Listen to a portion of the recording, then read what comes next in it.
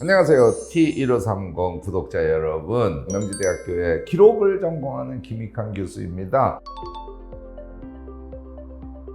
오늘은 좀 너무너무 심각하고 괴로운 질문을 갖고 오셨는데요. 이 질문이 우리 거의 대부분 모두에게 해당이 된다는 것을 주목할 필요가 있습니다. 여러 가지 원인이 있지만 제일 큰 것은 우리가 어릴 때부터, 그러니까 엄마의 인생을 사는 경우가 많아요. 제가 그냥 엄마의 인생이라고 얘기하지만 이건 좀 더 넓게 보면 사회적으로 그것이 되게 가치 있어요. 그러니까 돈 많이 벌고 지위가 높아지고 뭐 이런 거죠. 재벌 기업에 턱하니 취직을 하고 이런 것만 의미 있다고 우리가 배워왔거든요. 또 가족들이나 주변에 있는 사람들은 얼마나 우리에게 그런 걸 요구해 왔습니까? 그렇게 성장해 오니까 정말 내가 원하는 것이 무엇인지를 모르고 삶을 살아가는 사람들이 너무 많죠. 이렇게 되면요, 요게 근원에서 작용하기 때문에 현재 하고 있는 일이 재미가 없고 엄청 열심히 하다가 보면 현타가 오세요. 어느 때인가는 무기력증 같은 게 빠지기 마련입니다. 근본적으로는 여기에 원인이 있어요. 그런데요, 이 문제를 해결하기 위해서 여러분들께 제가 권하는 것은 인생 지도 그리기 같은 것을 해보시는 거예요. 그러니까 우리가 무엇을 좋아하는지도 자꾸 생각을 하면 사실 떠오르긴 해요. 그런데 생각이 선명하지 않을 때가 너무너무 많아요. 이것을 도와주는 게 우리가 써보는 거예요.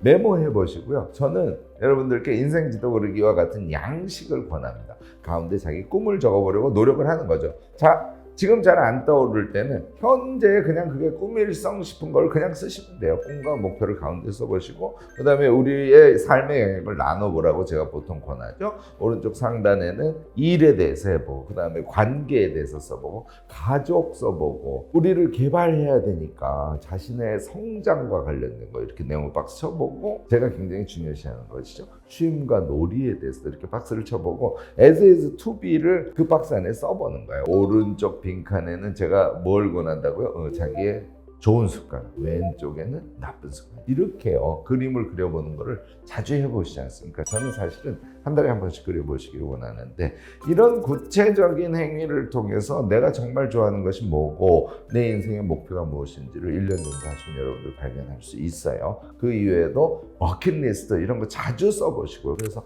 정말 내가 원하는 것이 뭐지? 내가 어떤 삶을 살면 기쁨이 올까? 이 대안을 마련하는 것이 지금 이 질문에 근본적으로 답하는 방식입니다.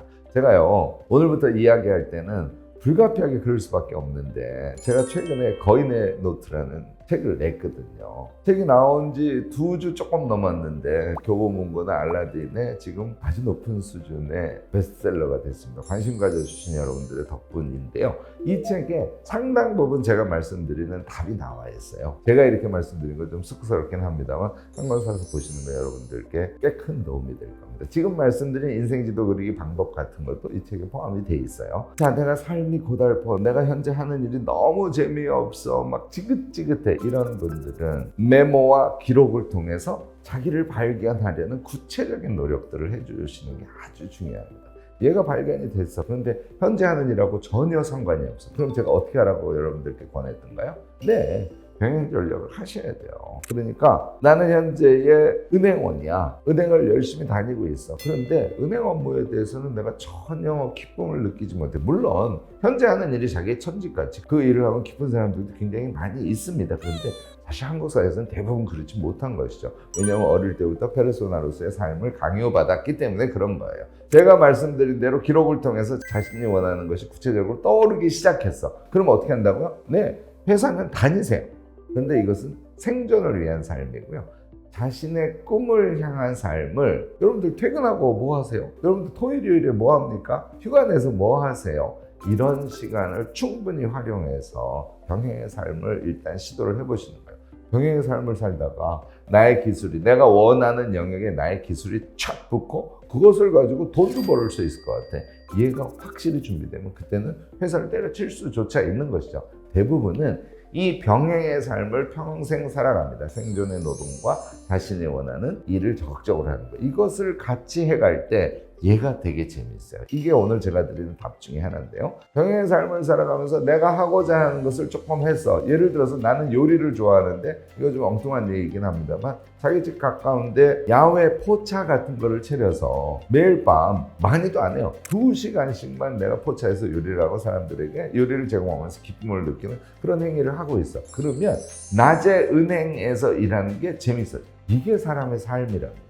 우리요, 나는 가족들을 위해서 돈을 버는 기계가 돼야 돼, 이렇게만 생각하지 마시고요, 병행의 삶을 통해서 자신의 원하는 것을 꼭 행해보시고 그것에 의해서 우리 일상 전체가 활기차게 되도록 이렇게 여러분들 노력해 주시면 참 좋겠다 하는 생각을 저는 합니다. 그 다음 두 번째 여러분들이 고민하셔야 될 것은, 우리가 회사에서 일을 한다고 가정을 해보자고요. 또는 내가 프리랜서로서 코딩을 하는 사람이라고 생각해 보자고요. 그러면 이게 다 일이 분업화되어 있잖아요. 그러니까 설계가 다 끝난 상태에서 어떤 부분을 띄어서 내가 코딩을 하면요, 내가 지금 코딩하는 행위가 어떤 시스템으로 구현돼서 사람들에게 얼마나 기쁨을 주는 것일까, 이 상품을 만드는 데 자신이 구체적으로 어느 지점에서 어떻게 기여하고 있는지를 모를 때가 많습니다. 더 큰 경우도 많죠. 엄청난 큰 회사에서 일종의 컨베어 벨트 시스템 같은 거거든요. 분업화가 쫙 돼 있으니까. 그래서 자기는 자기가 맡은 잡만 수행하는 거예요. 그래서 그 잡을 수행하는 것에 의해서 자기는 평가받고 하니까 거기에 몰입하겠죠. 그런데 그것이 그 회사에서 사람들에게 만들어서 유용하게 사용할 수 있는, 사실 노동이라는 것은 우리가 만든 어떤 것이 사람들에게 유용하게 쓰여지는 것을 느낌으로써 그 노동의 행복을 느끼는 거거든요. 그런데 분업화가 돼 있으니까 그걸 알지를 못해요. 그래서 회사에서 열심히 일은 하는데 내가 하는 일의 의미를 직접적으로 만들어진 상품의 가치를 스스로 느껴가면서 기쁨을 느끼고, 이거 안 되는 경우가 대부분이죠. 이때 어떻게 할 것이냐, 이때 그냥 맡겨진 일을 성실하게 하는 것에만 스스로 의미를 두겠다고 의지적으로 생각한다고 그게 되는 건 아닙니다.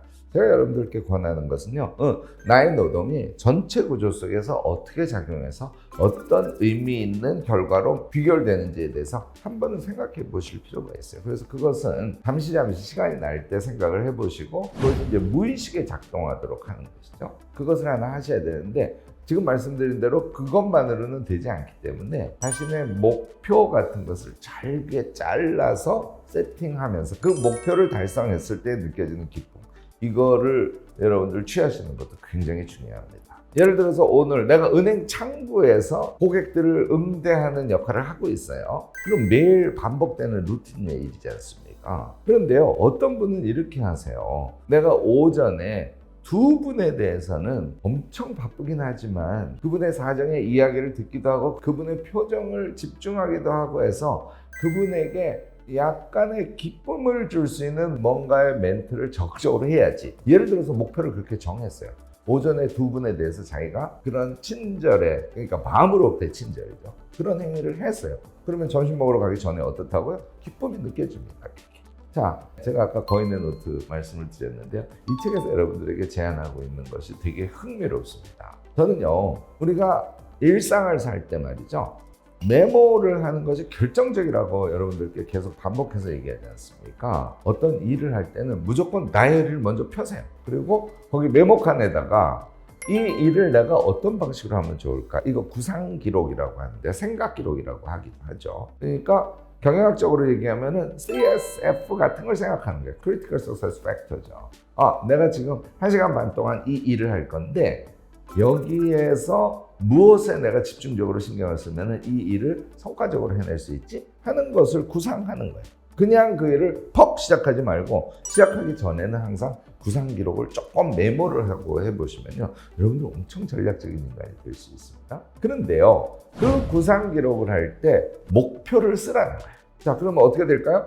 1시간 반을 해서 그 목표를 달성을 했으면 나에게 무엇이 온다? 기쁨이 온다는 거예요. 이런 것들을 통해서 우리가 우리 일상의 노동의 지긋지긋함, 재미없음, 현타, 이런 것들을 부분적으로는 극복해 갈 수 있다는 것이죠. 자, 일이 다 끝났어요. 그러면 마찬가지로 다이어리를 펴시고 이 시간에 이 일을 이렇게 해서 목표가 이겼는데 이것을 이 정도 달성해서 기쁨, 칭찬, 이것을 또 쓰는 거예요. 그러니까 일의 시작과 끝을 여러분들은 메모로 하시는 거죠. 메모로 시작하고 메모로 끝나는 일의 방식, 이게 몸에 착 붙지 않습니까? 여러분들이 기록형 인간이 됨으로써 일이 지긋지긋해지는 것, 일이 의미 없게 느껴지는 것, 이런 것을 막아낼 수 있다는 거죠.